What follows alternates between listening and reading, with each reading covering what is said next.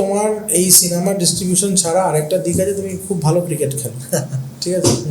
তো এবারে কেউ জানা সরিতা ত্রিপুরার জন্য খেলেছে।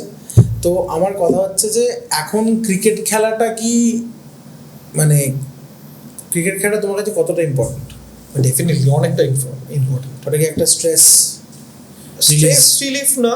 কি হয়, আমি তো বেসিক্যালি বোলার। হ্যাঁ, সেটা যখন ওই বলটা যখন উইকেটে বোল্ড করি, হ্যাঁ, ওই তখন যে feelingটা। আওয়াজটা আর ওই যে ফিলটা Feel-টা। ওইটা সিনেমা বা যতই যাই হোক না কেন, ওই আওয়াজ বা ওই আওয়াজটা যখন বা ধরো উইকেট পাওয়ার যে একটা বা আনন্দ। ধরো তোমার বলটা তুমি করলে Batsman miss করলো।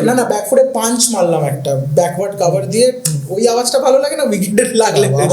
আমার যদি ম্যাক্সিমাম উইকেট দেখে থাকিস, আমি ম্যাক্সিমাম উইকেট বোল্ড করেছি। সেটা দেখেছি। সো ওই বোল্ডের যে একটা আনন্দ, সেটা অন্য কিছুতে নেই। অন্য কিছুতে নেই।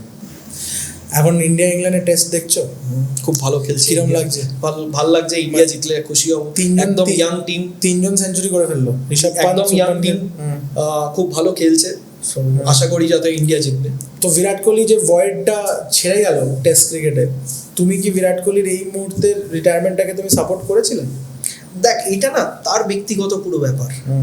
সে কতটা ফিট, সে কতটা বেটার পজিশনে আছে জাজ করার যে কখন রিটায়ার করতে হবে বা কতটা খেলতে হবে, কোন ফরম্যাটে। কারণ এখন ক্রিকেট সারা বছর হচ্ছে। একটা ক্রিকেটের রোহিত শর্মা বিরাট কোহলি তো ওয়ান ডেতেই রয়ে গেল।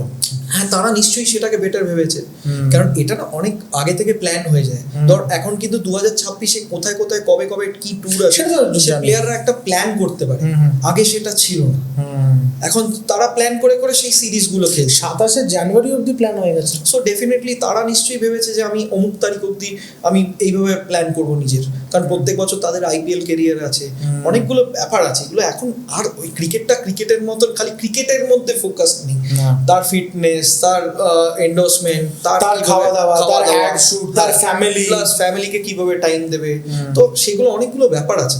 তো তার মনে হয়েছে যে না, আমার এটা সঠিক টাইম যে আমি সরে যাওয়া। ডেফিনেটলি আমি অনেক কিছু সবারও দুঃখ লাগছে 10,000টা হলো না। না, ডেফিনেটলি অনেকে বলছে যে অনেক রকম কন্ট্রোভার্সি আছে, বিরাটকে নাকি অনেক রকম জায়গায় ইয়ে করেছে যে তাকে রিটায়ার করে নেওয়ার জন্য বাধ্য করেছে। বাট আমি জানি না সেটা তার ব্যক্তিগত। আমার মনে হয় না বিরাট কোহলি যে জায়গায়, মানে the greatest captain of Indian, মানে আমি এখনো মনে করি গ্রেটেস্ট ক্যাপ্টেন মানে বিরাট কোহলিকে। মানে ও ক্রিকেটের একটা খারাপ দিক আছে। হ্যাঁ, ক্রিকেটের একটা খারাপ দিক হচ্ছে তুই ভালো খেল বা যাই কর, পুরোটা কিন্তু ডিপেন্ড করছে সিলেক্টরের।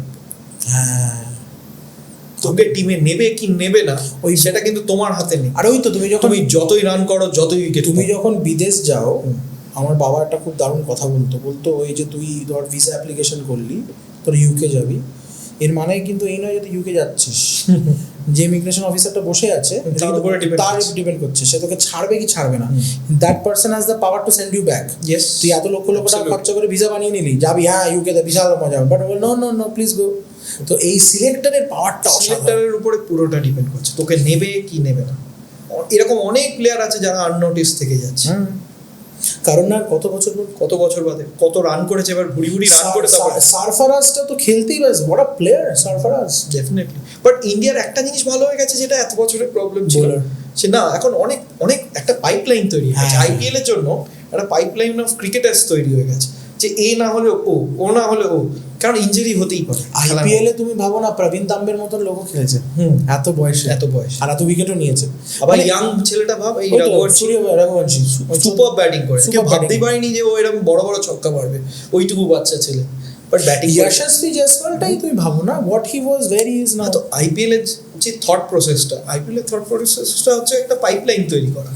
এই যে মানে ফরেন প্লেয়ার্সদেরকে যে ইয়াং ছেলেরা মারছে, তাদের কনফিডেন্স তৈরি হচ্ছে। মানে এখন আজ আমি খেলা দেখছিলাম, এরা কিছু মনেই করছে না, ওকে ফিলই করছে না যে তার ডেবিউ হচ্ছে। তার ডেবিউ তো অলরেডি ভালো প্ল্যাটফর্মে হয়ে গেছে। ও তো বেন স্টোকসকে আইপিএল এ দেখে নিয়েছে, 6 মেরে উদ্ধার করে দিয়েছে। তো এখানে কি এমন অসুবিধা হবে? আর সেটাই, আর আমি ওই জিনিসটাই দেখলাম যে আমরা কিন্তু ওভারসিজে গিয়ে এখন মানে অন্যভাবে খেলছি। হ্যাঁ, তো ইন্ডিয়ান ক্রিকেটটা এখন অনেক এগিয়ে গেছে, অনেক সফট পাওয়ার হিসেবে। আগে যেমন একটা টাইমে ছিল সচিন তেন্ডুলকারের উপরে পুরো টিমটা ডিপেন্ড করতো, সেই টিমটা এখন পুরোপুরি totally change and everybody is doing the role. মানে বেস্ট 11 হবে সেটা সিলেক্ট করা খুব ওটাই চাপ হয়ে যাচ্ছে।